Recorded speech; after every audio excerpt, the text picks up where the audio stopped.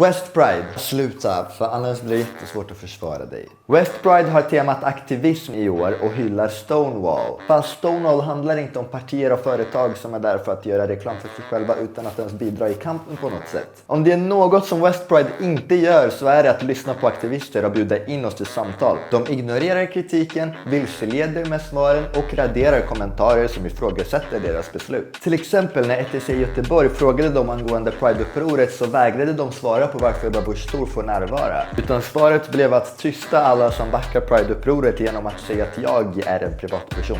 Alltså det var det som var svaret. Kajke är en privatperson. Det har inte ens någonting med saken att göra. Och vi var ju några tusen bakom också. De vill ta betalt av folk om de vill bidra med synpunkter. Vilket är jättemärkligt för jättemånga Pride-festivaler tar inte betalt av sin publik och lyssnar på dem ändå. Och de vill inte ens prata om våra förslag. De försökte bara få oss att låta dumma. Ibland röstar partier nej på grund av anledningar som inte är homofobiska. No shit, Sherlock. Om ni bara frågar oss så vet ni att vi tar hänsyn till det där. Vi är inte korkade.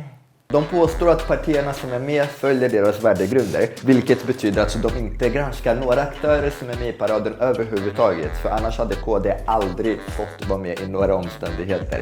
De påstår att partier måste visa upp sig i paraden för att vara med i debatter och bidra i kampen, men debatter hålls inte i paraden och lagar skrivs i riksdagen. De påstår att de inte ser skillnad på aktörerna som är med i Pride-paraden, vilket de borde börja göra i alla fall, för att företag som säljer bilar kommer aldrig vara lika viktig i kampen som en förening som hjälper hbtq-flyktingar.